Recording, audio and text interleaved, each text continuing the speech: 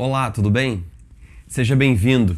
Nós estamos iniciando agora no mês de agosto uma nova série de reflexões que vai orientar a nossa comunidade durante os próximos 3 meses. Uma grande série de reflexões, um papo intitulado Janela de Esperança. E a gente queria compartilhar com você o fato de que no Evangelho nós encontramos esperança para todas as áreas da nossa vida e para os dilemas mais angustiantes com os quais nós nos encontramos nas nossas experiências mais diárias. E a primeira palavra de esperança nós vamos ter agora nesse próximo domingo, quando nós vamos conversar sobre a verdade maravilhosa de que há esperança para você, há esperança para mim. Eu gosto de me lembrar de uma história que Mateus conta, do Evangelho de Mateus, capítulo 9, quando diz assim: Jesus viu um homem chamado Mateus sentado na coletoria e disse-lhe: siga-me. Mateus levantou-se e o seguiu. Estando Jesus em casa, foram comer com ele seus discípulos, muitos publicanos e pecadores. Vendo isso, os fariseus perguntaram aos discípulos dele: por que o mestre de vocês come com publicanos e pecadores? Ouvindo isso, Jesus disse: não são os que têm saúde que precisam de médico, mas sim os doentes. Vão aprender o que significa isso.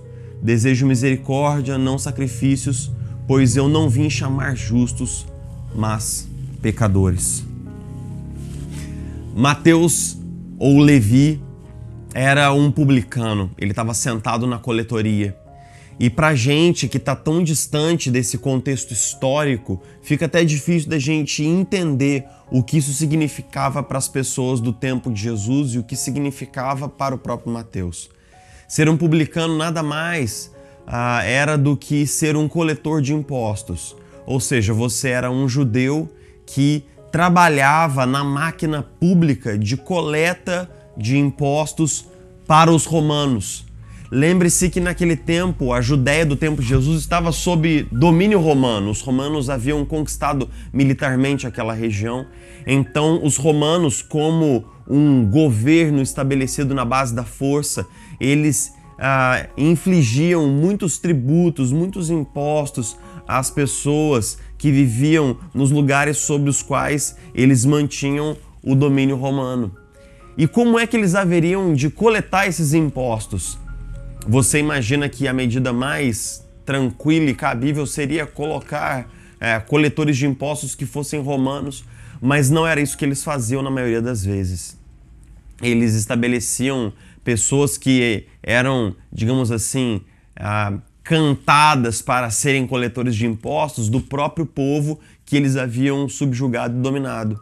Então, quando um judeu tornava-se um coletor de impostos, tornava-se um publicano, ele estava imediatamente dando um passo para ser visto pelos seus vizinhos, pelos seus parentes, pelos seus amigos, por todos à sua volta como um grande traidor da pátria, como alguém que estava abandonando Deus, a fidelidade à comunidade judaica, como alguém que estava dando as costas para a sinagoga, como alguém que estava traindo a própria família, como alguém que estava traindo a própria nação, a própria pátria, para se tornar então um cooperador do poder opressor romano. E é por isso que os fariseus, os líderes religiosos e até mesmo a população, de maneira geral, tinham um olhar tão ruim, tão pejorativo para os publicanos. Ainda mais porque muitos desses homens perseguiam a carreira como coletores de impostos para poder, de fato, enriquecer e muitas vezes de forma ilícita. Eles cobravam impostos, digamos assim, eles inflacionavam, eles colocavam uma taxa deles no imposto que era cobrado dos seus compatriotas, roubando seus compatriotas. Então, os publicanos eram figuras muito polêmicas, eram odiados por muitos, eram vistos como inimigos da nação, inimigos da pátria, inimigos de Deus, né? Então, Mateus estava sentado naquela manhã na coletoria, recebendo seus impostos. E a grande verdade é que ele tinha ido longe demais no seu desejo de se tornar rico, no seu desejo de se tornar próspero, É difícil a gente dizer o que teria movido Mateus a um compromisso tão radical e a um passo tão, digamos assim, tão importante na sua vida como se tornar um coletor de impostos, um publicano. Mas o fato é que no momento em que Mateus decidiu tornar-se um publicano, ele havia rompido os laços com a comunidade judaica, com a sua religião e, na visão daquelas pessoas, até mesmo com o próprio Deus. Naquela manhã, Mateus sentia-se como um homem que tinha ido longe demais nas suas escolhas. Ele sentia-se como alguém que estava distante de Deus, distante do seu próprio povo, distante do templo, distante da sinagoga, até porque a postura dos fariseus, a postura dos religiosos lhe comunicava isso. Com certeza Mateus se sentia longe demais, ele sentia que não havia esperança para ele. Ele sentia que não havia caminho de volta para ele, ele sentia que ele estava longe demais e que o braço de Deus não poderia alcançá-lo, que ele havia feito escolhas radicais demais na direção errada e que agora ele não tinha outra escolha senão continuar no seu caminho. Mas exatamente naquele dia, Jesus passou pela coletoria e disse: siga-me. Esse imperativo de seguir, ele está carregado aqui de um sentido de discipulado. Jesus está convidando um coletor de impostos, um publicano, a ser o seu discípulo, a segui-lo como mestre. E, obviamente, isso causou uma profunda indignação nos religiosos que estavam à volta de Jesus, porque Jesus olhou para aquele homem e disse: ele não está longe demais para ser alcançado pelo amor do Pai.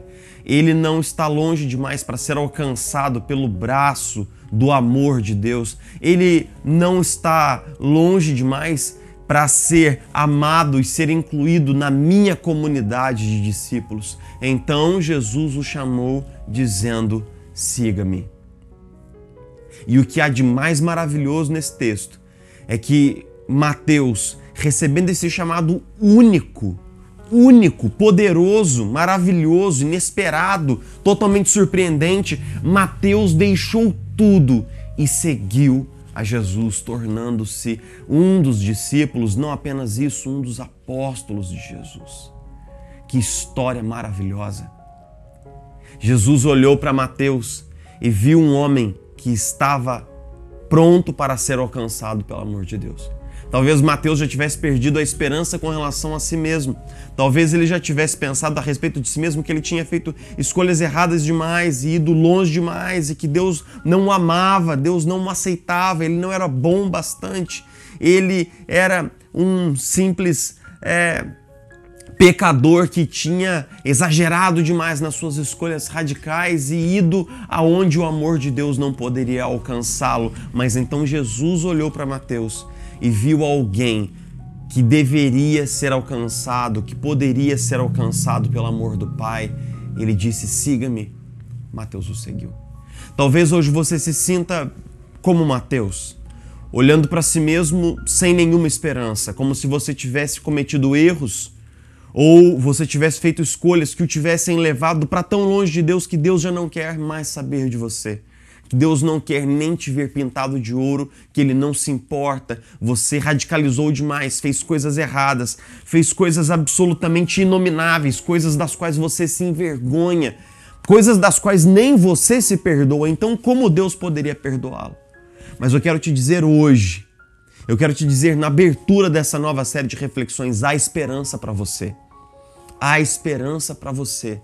Ninguém nunca foi tão longe que não possa ser alcançado pelo amor do Pai. Ninguém nunca foi tão longe que não possa ser abraçado e acolhido pelo amor de Jesus. Então há esperança para você. Jesus está passando hoje, da mesma forma como fez com Mateus, está passando hoje pelas proximidades do seu coração e está te dizendo também: siga-me. Siga-me. Eu não desisti de você. Eu ainda não terminei meu trabalho com você. Você conta para mim. Você tem valor para mim. Siga-me. Siga-me, segure na minha mão, eu vou firmar você, eu vou abrir um novo caminho diante de você, eu vou caminhar com você, vou segurar na sua mão, eu vou mostrar um novo futuro para você, eu vou te dar uma folha em branco, vamos recomeçar, siga-me, siga-me. Eu quero te convidar a abraçar a verdade maravilhosa de que há esperança por causa de Jesus Cristo, aquele que nos chamou a segui-lo, aquele que mostrou o caminho, aquele que abriu o caminho, morrendo a nossa morte na cruz do Calvário. Por causa de Jesus e por causa da morte substituidora de Jesus por mim e por você, nós podemos ter esperança, porque um dia Jesus decidiu voluntariamente, amorosamente morrer a minha morte e levar sobre si todos os erros grotescos do meu passado, porque ele decidiu levar sobre ele mesmo toda a penalidade pelas coisas radicalmente feias, mesquinhas, erradas e tolas que eu e você já fizemos, porque Jesus decidiu atrair sobre si essa penalidade. Nós podemos ter esperança, eu posso ter esperança, você pode ter esperança.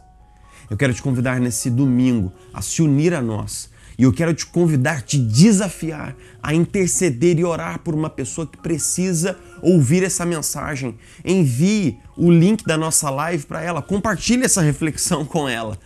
Que você possa partilhar a sua esperança, que você possa partilhar aquilo de bom que Deus tem derramado na sua vida, que você possa saber a esperança para você, a esperança para você. Mas, sobretudo, que você possa partilhar essa esperança e levar para frente essa luz de esperança que arde nos nossos corações. Que Deus possa te abençoar. Eu te espero domingo, quando nós vamos conversar sobre a primeira reflexão dessa série maravilhosa, intitulada Janela de Esperança. Nós vamos continuar conversando sobre o fato maravilhoso de que há esperança para mim, há esperança para você. Nós nos encontramos no próximo domingo, dia 2 de agosto, às 19 horas, no canal do YouTube da Igreja Presbiteriana do Barreto. Eu te espero lá. Eu quero ver seu rostinho lá, tá bom? Até lá, um grande abraço.